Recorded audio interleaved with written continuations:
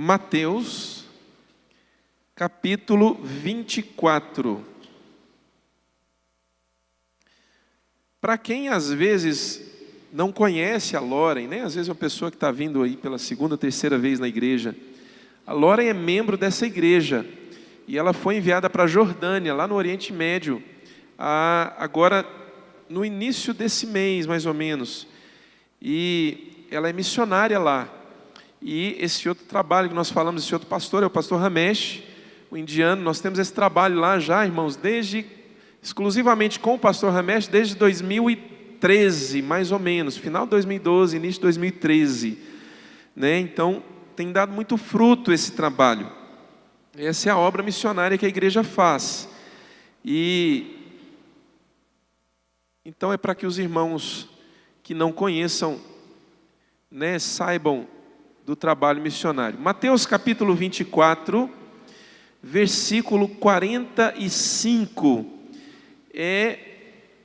O Senhor Jesus está falando aqui sobre os últimos dias, os dias que antecedem a sua vinda, a sua segunda vinda, né?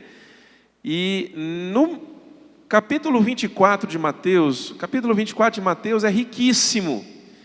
E fala sobre o arrebatamento da igreja, fala sobre a grande tribulação. Mas o nosso foco nessa noite não é esse. O nosso foco, irmãos, é no seguinte: qual é a orientação de Jesus sobre a nossa postura diante do final dos tempos, né?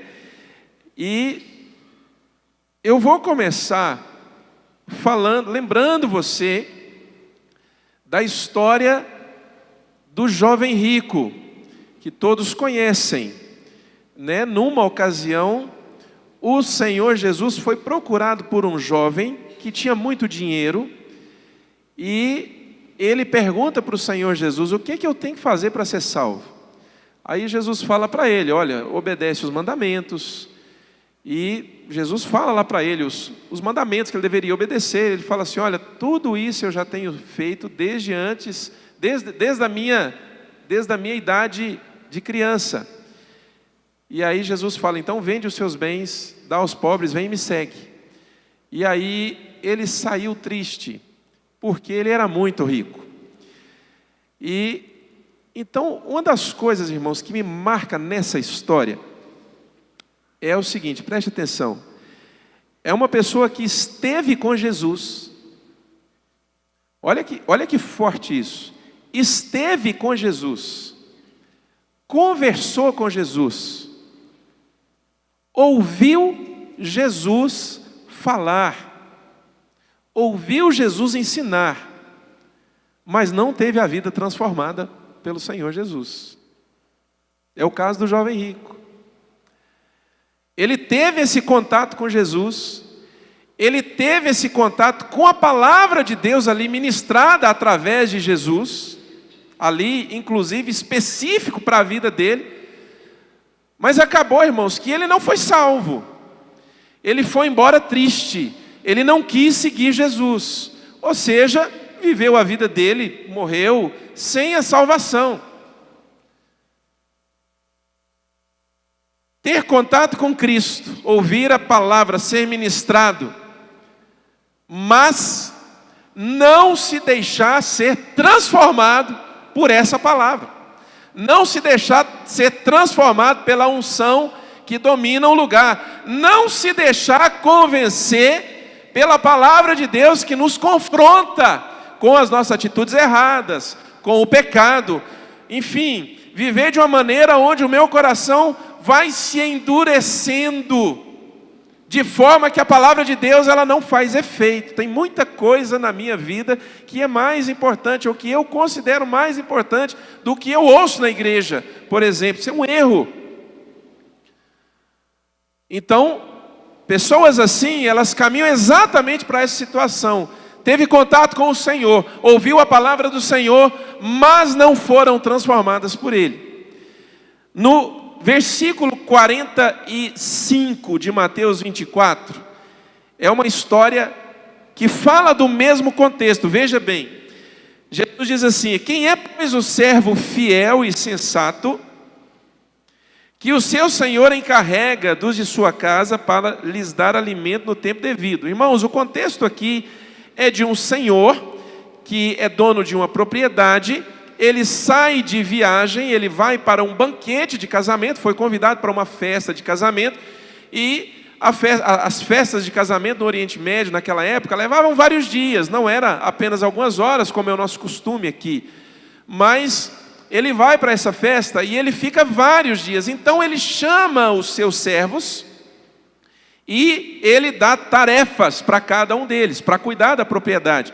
Por que Jesus está falando sobre isso? Jesus quer falar sobre a necessidade de você vigiar. E porque ele vem falando aqui dos últimos dias, da hora que ele vai voltar, e ninguém sabe quando. Então ele fala que esse Senhor vai voltar numa hora que os seus servos, os servos dele, não vão saber, porque ele não sabe exatamente que dia vai voltar. Então esse é o contexto do texto. Então ele diz assim, olha: quem é, pois, o servo fiel e sensato, a quem o seu senhor encarrega dos de sua casa, para lhes dar alimento no tempo devido. Feliz o servo que o seu senhor encontrar fazendo assim quando voltar. Garanto-lhes que ele o encarregará de todos os seus bens. Mas suponham que esse servo seja mau, e diga a si mesmo: meu senhor está demorando. Irmãos, aqui mudou completamente. Porque esse servo aqui, no começo da história, ele foi considerado fiel. O versículo começa dizendo o seguinte: quem é, pois, o servo fiel e sensato? Presta atenção, querido. Isso fala de uma posição. A primeira história do jovem rico fala de alguém que ouviu a palavra do Senhor, que viu o Senhor, esteve com o Senhor, recebeu a ministração do Senhor, mas não se deixou ser transformado pela palavra de Jesus. Essa segunda história fala de alguém que foi considerado no começo fiel, sensato, alguém digno de se confiar um cargo, nessa história que Jesus conta, alguém digno de se confiar uma responsabilidade. Essa pessoa foi considerada por aquele Senhor digno daquela responsabilidade, ou seja, fiel, sensato. Qual é a sua posição hoje, meu amado, diante do Senhor? Você é fiel ao Senhor? Você crê no Senhor Jesus? Você tem se deixado ser transformado pela palavra do Senhor? A palavra do Senhor que é ministrada no seu coração tem gerado mudanças, tem gerado transformações na sua vida. Esse servo foi considerado fiel, mas agora muda. Você veja que aqui no versículo 48 ele diz assim: mas suponha que esse servo seja mau. Irmãos, presta atenção, mas ele não era mau. No começo ele era fiel, mas presta bem atenção nisso, igreja. Alguma coisa aconteceu no decorrer dos dias com aquele servo, que ao invés de permanecer fiel, ele se tornou mau, ele se tornou negligente. Era alguém que estava numa posição que agradava o Senhor, mas algo aconteceu durante os dias de vida dele, em que algo dentro dele, irmãos, o coração dele foi se deteriorando, e agora nesse ponto da história ele é encontrado como mau. Tem um versículo, irmãos, eu falo demais esse versículo, Apocalipse capítulo 16, versículo 16. O Senhor Jesus fala assim, ó: bem-aventurado aquele que permanece fiel e conserva consigo as suas vestes. Vestes aqui falando de santidade, vestes aqui falando de você viver uma vida que agrada ao Senhor, você viver uma vida longe do pecado. Jesus fala que é bem-aventurado. Bem-aventurado significa feliz. Ele diz que é feliz quem conserva. O grande desafio da nossa vida, irmãos, é nos conservarmos fiéis ao Senhor. A questão não é se você é fiel agora, nesse momento. A questão é se você vai permanecer fiel nos anos da sua vida. E a verdade, irmãos, é que no decorrer dos anos da nossa vida, nós permitimos muita coisa ir entrando na nossa vida, coisas essas que vão nos tirando de uma condição de fidelidade e nos colocando às vezes numa condição muito perigosa. Aí ele diz o seguinte aqui, olha: mas suponham que esse servo seja mau e diga a si mesmo: meu senhor está demorando. E então comece a bater em seus conservos, e a comer e a beber com os beberrões. Olha só, irmãos, a situação. Ele era fiel, digno de confiança, recebeu uma tarefa muito importante, mas agora, irmãos, ele começou a maltratar aqueles a quem ele foi encarregado de cuidar. Ele começou a beber com os beberrões. Ele começou, irmãos, a viver um estilo de vida que não era o que ele tinha antes. Irmãos, o que acontece com a nossa vida? Que nós, ao longo dos anos, vamos deixando, irmãos, de ser quem de fato nós éramos no começo: crentes, fiéis e firmes no Senhor. Irmãos, o que acontece com a nossa vida? Que ao longo dos anos nós vamos deixando de valorizar, irmãos, o que para nós era fundamental no início da nossa jornada e que nos fez permanecer fiéis. O que é, irmãos, que vai acontecendo na nossa vida, que vai fazendo, irmãos, com que nós sejamos encontrados numa posição de reprovação, ou se não de reprovação, irmão, mas numa posição muito perigosa. Ou seja, nós vamos vivendo, nós passamos a viver a vida cristã de uma maneira imprudente. Uma situação perigosa. Aí, olha o versículo 50. Ele diz assim: o senhor daquele servo virá. O senhor daquele servo virá num dia em que ele não espera, e numa hora que não sabe. E ele o punirá severamente e lhe dará lugar com os hipócritas, onde haverá choro e ranger de dentes. Uma das coisas que mais me marca nesse texto é isso: alguém que foi escolhido pelo dono da propriedade, pelo Senhor, foi achado fiel, foi achado sensato, foi achado prudente, digno de confiança. Agora ele termina aonde? Aonde há choro e ranger de dentes, junto com os hipócritas. Não era lugar dele. Mas o coração dele, ao longo dos anos, foi se deteriorando. Por que o nosso coração se deteriora? Por que dentro de nós, irmãos, nós vamos colocando em dúvida aquilo que para nós antes não havia dúvida nenhuma, e eu me apegava com toda a firmeza? Eu tenho dito, irmãos, que a maior prova da nossa vida não são as situações difíceis que nós passamos, mas a maior prova da nossa vida, sabe qual é? É permanecer fiéis ao Senhor. Essa é a maior prova da nossa vida. Permanecer fiéis ao Senhor. É por isso que a Bíblia fala tanto, irmãos, sobre o coração. Guarda o teu coração. Guarda o teu coração. Querido, olha, presta atenção, porque talvez você se assuste com essa afirmação. Se o seu coração pertence hoje a Jesus, saiba que isso não é garantia nenhuma de que amanhã ele continuará pertencendo a Jesus. Isso não é garantia, pastor? Não, não é. Porque para que o seu coração continue sendo de Jesus, durante os anos da sua vida, você vai ter que aprender a guardar o seu coração. Você vai ter que aprender a recusar muitas propostas, irmãos, que vêm na nossa vida com o único objetivo de nos desviar do Senhor. Bem-aventurado aquele que permanece vigilante. Olha, irmãos, aqui o capítulo 25, me acompanha aí, versículo 1, capítulo 25. De Mateus, a mesma coisa.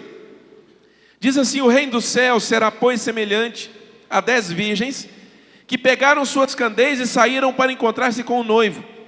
5 delas eram insensatas, e 5 eram prudentes.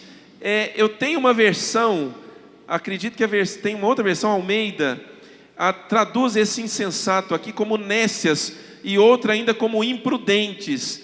Então você tem 10 moças, 10 meninas, aonde 5 delas são sensatas, mas 5 são imprudentes.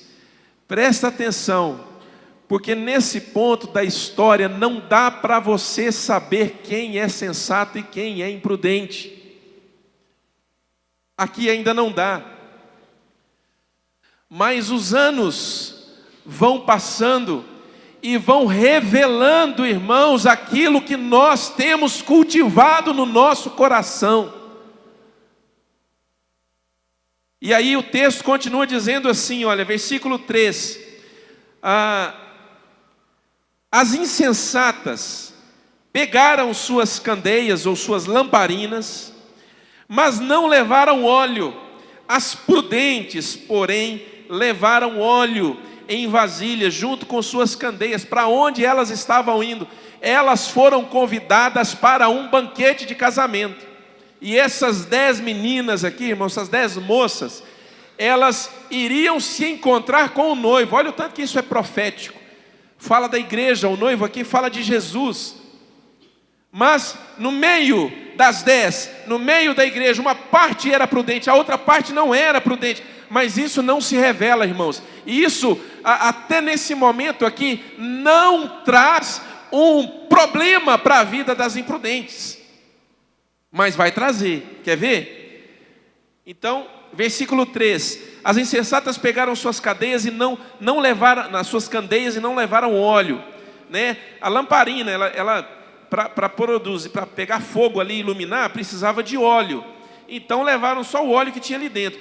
As prudentes, versículo 4, porém levaram óleo em vasilhas, junto com suas candeias. Quer dizer, elas pegaram a lamparina, mas elas pegaram uma vasilha extra e colocaram um pouco de óleo naquela vasilha. O que elas pensavam?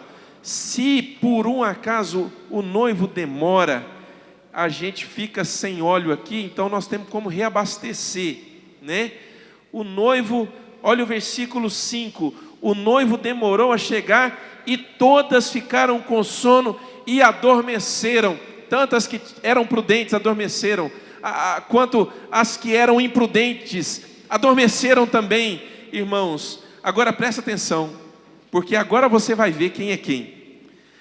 Versículo 6, à meia-noite ouviu-se um grito, o noivo se aproxima, saiam para encontrá-lo. Então todas as moças acordaram e prepararam as suas candeias. As insensatas disseram às prudentes: deem-nos um pouco do seu óleo, pois as nossas candeias estão se apagando. Opa, agora você começou a entender. Primeiro, não era para o noivo demorar tanto como demorou, mas ele demorou, elas não imaginavam. E agora, irmãos, elas sentiram falta, porque a lamparina delas estava apagando, e elas ainda tinham uma jornada ali para encontrar com o noivo. Como é que ia fazer isso no escuro? Não tinha jeito. Então elas deram falta, foram para as prudentes e disseram: empresta para nós um pouco do óleo, porque a nossa lamparina está apagando, a gente não tem. Olha o versículo 9, elas responderam: não vamos emprestar, pois pode ser que não haja o suficiente para nós e para vocês, vão comprar óleo para vocês. E saindo elas para comprar o óleo, chegou o noivo. Irmãos, que hora para sair para comprar óleo? Não era hora.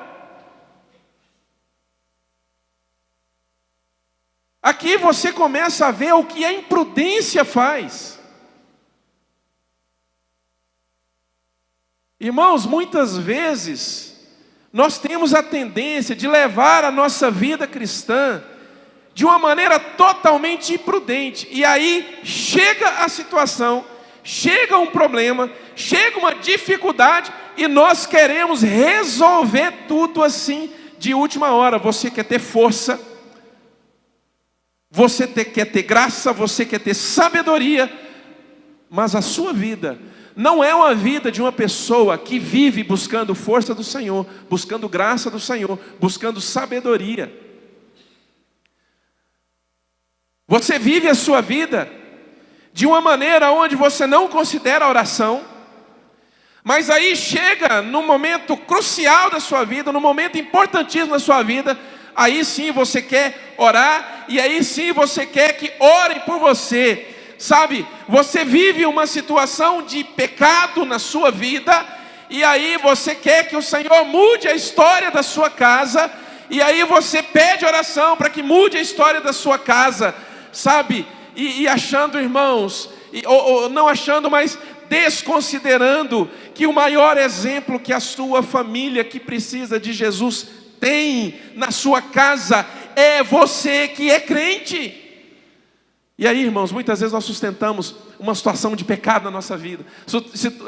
Nós sustentamos uma situação, sabe, irmãos, de frieza na nossa vida. Nós sustentamos uma situação, irmãos, reprovável na nossa vida. Sabe, irmãos, não somos prudentes. E aí a gente acha, irmãos, que uma oração vai resolver todo o problema. Nós achamos, irmãos, que a mão do pastor sobre a minha cabeça vai curar todo o problema. E muitas vezes eu ajo, irmãos, eu passo a agir achando que a obrigação de resolver uma grande luta na minha vida é da igreja. A igreja tem que fazer alguma coisa e não resolveu porque a igreja não me acolheu. Não resolveu porque a igreja, ela não me deu suporte como eu precisava. Irmãos, isso não é verdade. Não tem como alguém que viveu uma vida imprudente, não tem como alguém que conhece a verdade e tem vivido a sua vida de maneira imprudente, obter grandes vitórias diante de dificuldades e de situações que muitas vezes nos ofendem. É a história dessas meninas. Elas viram que a lamparina estava apagando. Aí o que ela vai fazer? Recorre à igreja, recorre às outras. Vocês têm muito, dê um pouco para nós. Irmãos, teve um tempo, uns anos atrás, em que surgiu no Brasil uma crença, eu vou chamar até de crendice, de que a unção é transferível. Certa vez eu estava pregando numa igreja, numa cidade aqui, não perto daqui, mas uma cidade longe daqui, e eu falava sobre você vencer situações difíceis na sua vida, e o que seria necessário você fazer. E, irmãos, uma pessoa no final do culto chegou para mim e falou assim: pastor, põe a sua mão na minha cabeça e ora por mim, eu preciso dessa unção, eu preciso de ter essa força para vencer os problemas. Por educação eu orei com ele, mas você sabe o que ele queria na verdade? Ele queria sair daquela igreja, naquele momento, como o cara super poderoso, pronto para resolver os problemas, porque o pastor pôs a mão na cabeça dele e orou com ele. Sabe quando que isso vai acontecer, irmãos? Nunca, não vai acontecer. Irmãos, unção de Deus não é algo que você recebe por imposição de mãos. Você recebe autoridade, é diferente. Graça para lidar com problemas e com situações não é algo que você recebe por imposição de mãos. Força para lidar com situações contrárias e para vencer gigantes na sua vida não é algo que você recebe numa questão de minutos, por uma oração poderosa. Não, mas é algo que você constrói ao longo dos anos na sua vida. É algo que você vai construindo dia após dia, em momentos de oração. É algo que você vai construindo dia após dia, se reunindo com a igreja para orar. É algo que você vai construindo na sua vida, quando você faz grandes renúncias, às vezes doloridas, por causa da santidade ao Senhor. Aí, nós vivemos, irmãos, muitas vezes como essas meninas. Acordou, olhou para a lamparina, estava acabando. O fogo estava apagando, não tinham mais óleo de reserva. Então elas pedem para as prudentes. As insensatas disseram às prudentes: deem-nos um pouco do seu óleo, pois as nossas candeias estão se apagando. Elas responderam, olha aí na sua Bíblia no versículo 9, não, pois pode ser que não haja o suficiente para nós e para vocês. Vão comprar óleo para vocês. E saindo elas para comprar óleo, chegou o noivo. Às vezes você vai tentar resolver um problema, sabe, numa hora que não dá mais tempo. Acabou. Não dá mais tempo, irmãos. Elas saíram para comprar óleo. Não era a hora daquilo. Não era a hora. Sabe, irmãos, é você querer resolver anos de imprudência, anos de pecado que você sabia, que você foi confrontado, que você ouviu. É você querer resolver anos desse problema num piscar de olhos ou num estalar de dedos. Irmãos, eu preciso aprender que graça e poder de Deus não vem num culto maravilhoso como esse, mas ele vem de anos. Ele vem sendo construído com oração, com meditação na palavra, com temor ao Senhor guardado no seu coração.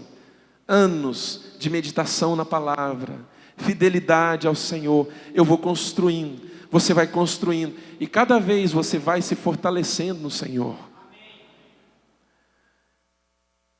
Eu estava dizendo que uns anos atrás surgiu no Brasil uma crendice de que unção é transferível.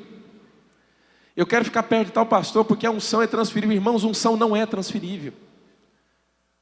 O que Deus deu para irmãos, deu porque primeiro um chamado para uma obra, segundo, irmãos, porque ele tem gastado tempo diante do Senhor. Não adianta que você não vai ser sábio para resolver uma situação, sabe, que surge na sua vida de repente, sendo que você sempre foi imprudente. Não. Oséias capítulo 6, versículo 6, diz assim: conheçamos o Senhor. Quantos aqui conhecem o Senhor? Deixa eu ver, levanta a sua mão. Ele diz assim: conheçamos o Senhor e prossigamos em conhecê-lo. É algo que deve acontecer, irmãos, todos os dias na nossa vida. É algo, irmãos, que eu preciso cultivar no meu coração, conhecer o Senhor e prosseguir em conhecer o Senhor. É dia a dia. Aí, querido, quando vier os gigantes, você vai ter força para encarar o gigante, e você vai derrubar o gigante.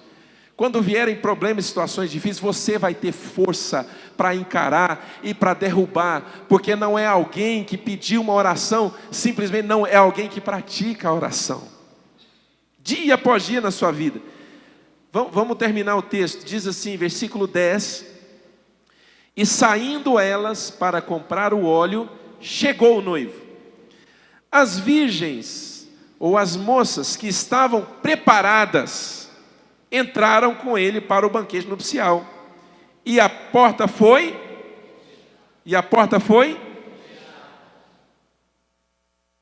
fechada.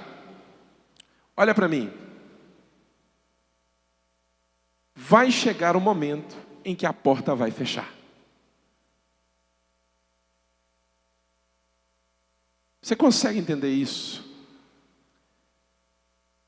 Vai chegar o momento em que a porta vai fechar. E eu quero perguntar para você, de que lado você vai estar? Do lado de fora? Batendo e pedindo: Senhor, abre-nos a porta. Ou você vai estar do lado de dentro, se regozijando, se alegrando com o noivo no banquete nupcial. Então, as virgens que estavam preparadas entraram com ele para o banquete nupcial, e a porta foi fechada. Olha só, mais tarde vieram também as outras e disseram: Senhor, Senhor, abra a porta para nós. Mas ele respondeu: em verdade, eu digo a vocês, não conheço vocês. Irmãos, nesse texto, o que mais me marca é essa frase.